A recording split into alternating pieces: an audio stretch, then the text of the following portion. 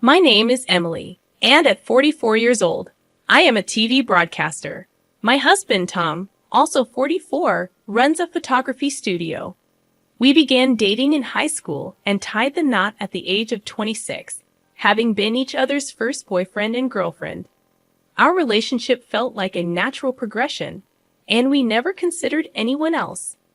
When I was 25 and tragically lost my parents in an accident, I couldn't fathom how I would have coped without Tom, who became like family to me. Following our marriage, Tom moved into the house my parents left me, and I felt a sense of security and warmth, surrounded by the memories of my parents and Tom. 2 years into our marriage, we were blessed with a son, and our happiness multiplied. Tom proved to be an ideal husband, sharing responsibilities for household chores and childcare seamlessly, making our lives as a working couple more manageable. However, my mother-in-law, Jen, did not share the same appreciation for Tom's involvement in domestic tasks. A decade ago, an incident unfolded when our son started elementary school. Jane, who lived about 30 minutes away, began visiting more frequently to assist with picking up our son after school. This was necessary as after-school care ended earlier than our work hours, and Jane's help became invaluable. Around the same time, my father-in-law, Steve, had retired and was at home, though he couldn't contribute to household chores. Jane, being a traditional housewife, disapproved of Tom taking charge in the kitchen. She would mutter comments like, "A man shouldn't be in the kitchen," or express disbelief, saying, "Our generation would never imagine such a thing." During my initial visit to Tom's parents' house, Jane suggested I should quit my job, emphasizing her belief that women should be housewives. She seemed uncomfortable with my glamorous job as a broadcaster, while Tom, who knew me from our high school broadcasting club days, consistently supported my dream. Similarly, I backed Tom in his pursuit of becoming a photographer, and working together felt entirely natural for us. Despite successfully navigating the challenges of nursery school days, elementary school brought new difficulties with less flexible and appealing after-school care. This situation led to increased reliance on Jane's help. However, her visits came with comments on the cleanliness and orderliness of our home, to which Tom would casually respond, defending his involvement in household tasks. Despite her assistance being appreciated, Jane continued to express her disapproval behind my back, questioning Tom's choices and suggesting it was detrimental to our reputation. I listened quietly without interjecting, while Jen held onto her old-fashioned beliefs, despite owning a smartphone, a rarity among people her age. Among my circle of friends, I was the sole owner of such a device, and Jen often boasted about its capabilities, emphasizing how easy it made things. She browsed the internet for various purposes, exclaiming, "Look at what you can do so effortlessly now." Embrace convenience. Her smartphone wasn't the only modern convenience she embraced. While our family relied on a traditional paper-based shopping order, Jen advocated for online services, suggesting it was a waste to pay for delivery and insisting we should do the shopping ourselves. However, when she discovered that the service could be ordered online, she promptly encouraged me to switch, criticizing the old-fashioned method of ordering on paper. Jen would often stay until late at night while Tom and I prepared dinner. She'd mention needing to return home for Steve's dinner, implying he wouldn't eat alone. Steve, unable to perform any household tasks, prompted me to ask Tom about his cooperative nature with chores one day. Tom explained that his mother's complaints about his father's lack of help served as a negative example for him. He resolved to be proactive in sharing household responsibilities to avoid similar complaints in his own marriage. Jen's contradictory attitudes toward household chores puzzled me. She seemed amused that her son, raised in an environment where chores were shared, actively participated, while she resented her husband's lack of involvement. I couldn't comprehend her satisfaction criteria, but I suspected she found solace in complaining. To maintain peace, I chose to keep my distance as much as possible during those times. I never imagined Jen would feel so trapped that she'd resort to something as extreme as selling our house without consent. That summer, my company offered me a rare opportunity to participate in a sports broadcast at the World Championship overseas, which felt like a well-deserved reward for my hard work. It was an opportunity I couldn't let slip by, so I immediately discussed it with Tom. He, occupied with various commitments, expressed willingness to help but was unsure about managing our son John alone while juggling his responsibilities. Listening in, Jen offered to take care of things at home during my absence, despite my reservations based on past experiences, and with no one else to rely on, I reluctantly entrusted my son to her care. Although we contemplated having Tom and John stay at Tom's parents' place, the logistics of commuting to school made it impractical. Hence, Jen decided to stay at our house during weekdays to look after John.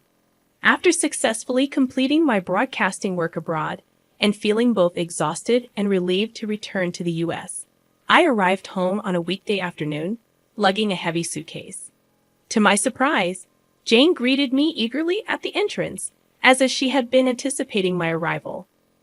Just as I was about to express my gratitude for taking care of the house, she dropped a bombshell. The house had been sold for $300,000, and she intended to claim the full amount. My fatigued mind struggled to comprehend her words at first. This was our house, our home. I questioned her in disbelief, only to receive a confident affirmation from her gleaming eyes. Stunned and confused, I reiterated that we owned the house, but Jane burst into laughter, accusing me of lying and insisting that there was a registration certificate in my name. Faced with her unwavering stance and feeling utterly perplexed, I realized the conversation was going nowhere. I decided to shift the conversation to ease my heart, but the tension lingered. "Why are you selling what belongs to both of us?" I inquired, trying to reason calmly. "If it's mine, it's Tom's too, and consequently ours." As her bloodshot eyes met mine, a sense of unease crept over me. "To build a new house," she declared, her tone resolute. "A house for you and Tom, where he won't need to lift a finger for household chores. I've always felt sorry for him." Her words sent a chill down my spine. A new house, exclusively for Tom and me? The notion left me bewildered. "But why?" I asked, trying to grasp her reasoning. "Because," she explained, "I taught Tom not to engage in such tasks, and I won't allow him to do them in the future." Her conviction was unwavering, driven by a distorted understanding of our marital dynamics.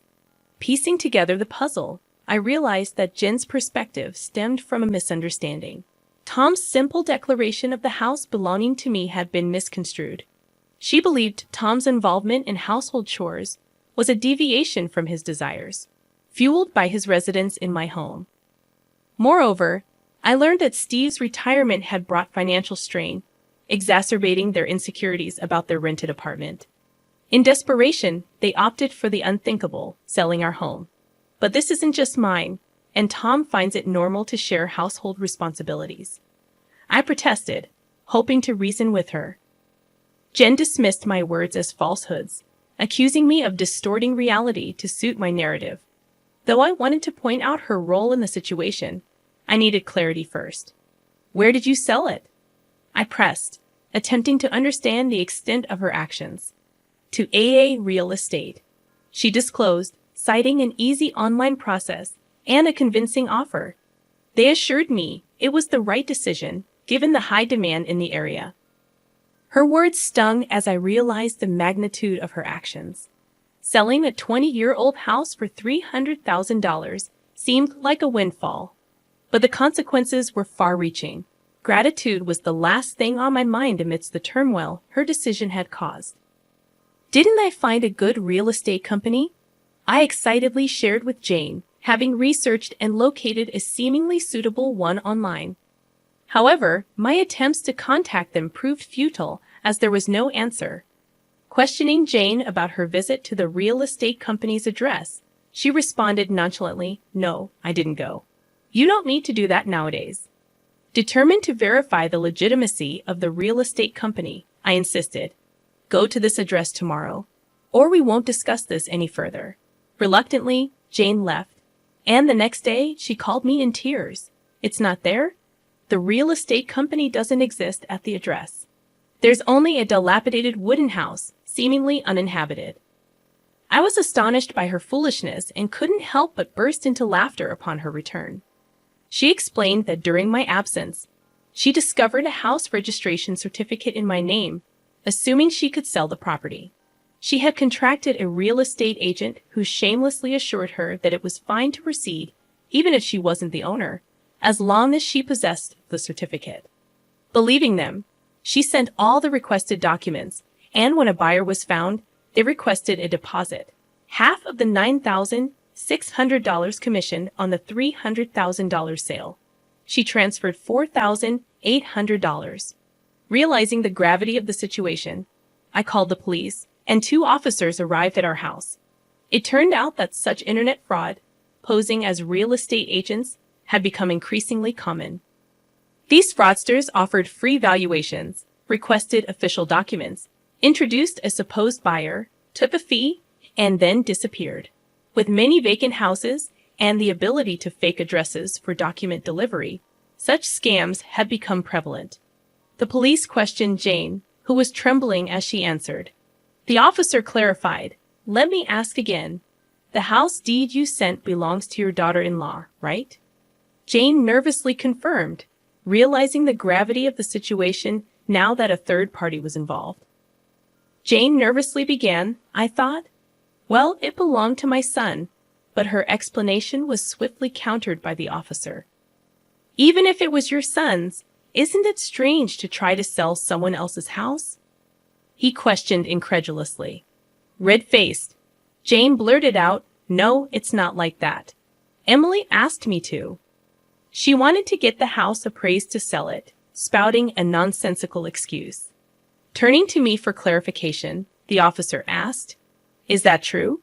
I simply replied, "No, I didn't ask for that."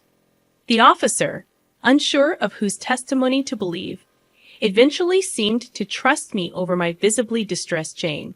"She says she didn't ask for it. You shouldn't sell things on your own, madame. Normally, this wouldn't even be possible."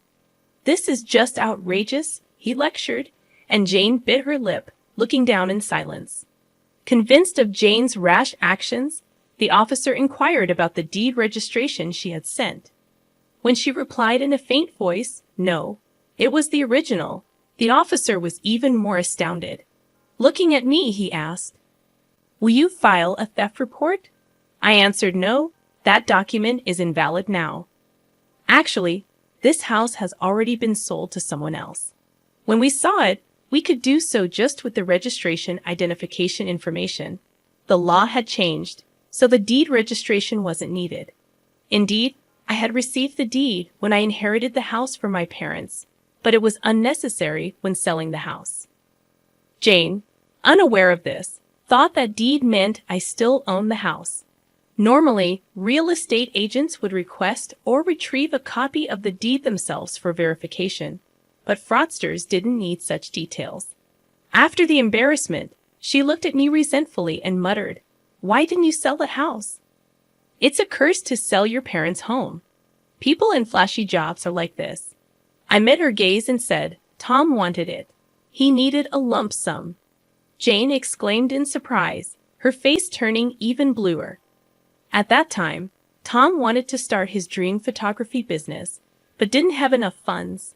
The house was our only significant asset, so we sold it to an acquaintance and rented it back. When I explained everything, Jane's shoulders slumped as she muttered, "So Tom's success now is because you sold the house, Emily." Well, I could say that, but I believe that spouses should stick together through thick and thin. "We're in this together," I responded. Upon hearing this, Jane suddenly began to cry bitterly. "I wanted to work too," she sobbed, her voice choked with frustration. "My husband can't do anything, even now after his retirement. He does nothing. What has my life been for?" Her litany of complaints against T continued, leaving the police officer struggling to complete the report. Ultimately, the fraud report was filed. But even after 10 years, the culprits have not been caught, and it's unlikely that the money will ever be recovered. Following the incident, Steve became vigilant over Jan's actions and took over all financial control, denying her any access to money. Whenever she needed something, she had to request it from him and would be given cash. "It's so suffocating," Jane complained to Tom, who reminded her that she brought it upon herself. Now with no disposable income, she works through senior job listings and currently teaches the elderly how to use smartphones. She's well regarded for her ability to empathize with the struggles of older learners. Steve, perhaps due to his pride, found senior jobs unsuitable and quit soon after starting, providing no income.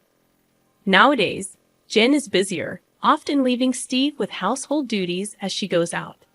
Interestingly, he's taken an interest in cooking and is getting quite good at it. The roles in Tom's parents' house have reversed, but both seem to have found new fulfillment. As for me, after my overseas business trip, I successfully climbed the career ladder and now anchor the evening news.